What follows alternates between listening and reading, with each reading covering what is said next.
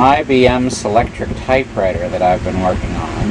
And this probably hadn't been used in a long time. I got this at the estate sale today for $10 along with the typing table and a whole assortment of typing elements. There's a mechanism down in here that was really gummy. This is what operates the space bar when you, or operates the carriage when you press the space bar. And it was all gummed up. The return still isn't perfect, but I just let the lubricant work in a little bit more. I'll turn it around here and let's take a look at the back.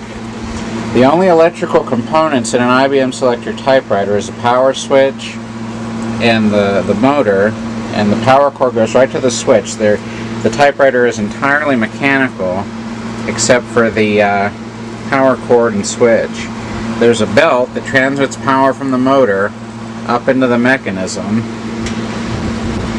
And the top of the typewriter is just two tabs in there that you pull, and you can lift the top off. And also, before you take the top off, you got to take off these plate and hand turn. I'm trying to think of what you call them. These hand knobs for the plate, and you got to take those off before you can get the top off. They attach with Allen screws, Allen set screws. Here's the typing element, and when you shift, it pivots. I'll just try typing a little bit. These are always my favorite type of typewriter.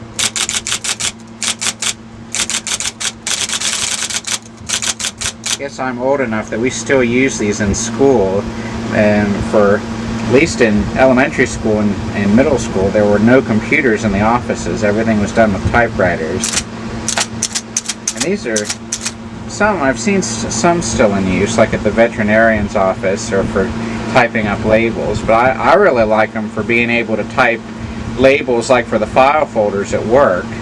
It works a lot easier for me than having to go down to the laser printer and put in a sheet of labels and do all that, whether you can just put it in your typewriter and type it in a few seconds. Here are all the typing elements I've got, and what's neat about these is you get different fonts when you put them in the machine. Like this one is Symbol. I'll have to see what that is. Prestige Pica, Old World, Letter Gothic. Letter Gothic is probably the most common one. And then Courier, Courier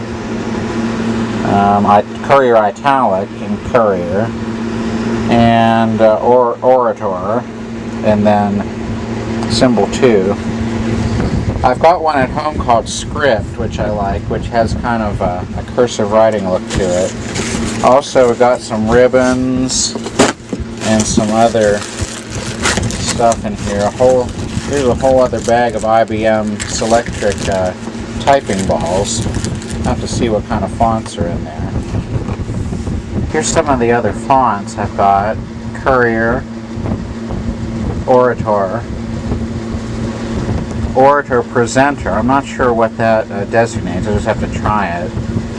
Prestige Pica, Prestige Elite.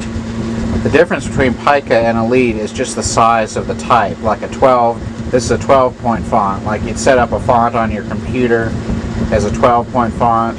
This is a smaller font, a 10-point font. So just need a little bit more lubrication. I think the Selectric typewriter will be able to go back in service.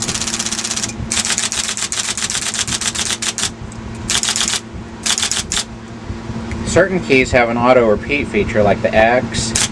Well, I thought the X did. I think the underscore does, I know. Well, it's kind of gummy. Have to lubricate it some more. I know on the one at home, the underscore will go continuously, but it's just kind of gummed up. I thought the X did too. Spacebar does.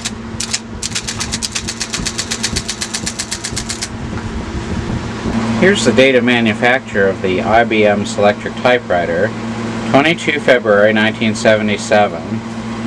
It also has a service contract card. I think it was under a service contract from 1977 until 1984. And let's see. Here's one that just says, here's a service entry that says adjust card holder. Now I wonder if that was kind of a joke. If they had to put down that they did something, so they just adjusted the holder that holds the service card. I don't know. Some of these have actual service done on them.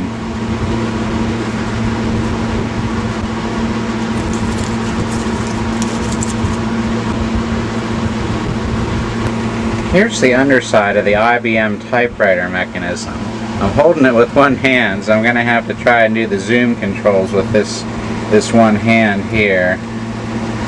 Right in here is an area that gets really gummy. I'm going to get some Q-tips and clean this mechanism out. Now I sprayed it with LPS2, and it's not the best solution to just add lubricant, but I'm going to clean, and I've got it all working properly now. I'm going to clean it for even better performance, get all the old gummy grease out of there. Now everything's working completely as it should.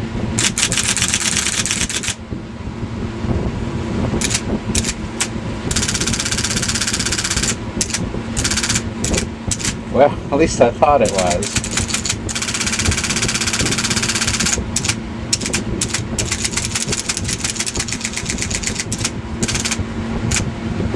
Now, I think it's working like it ought to.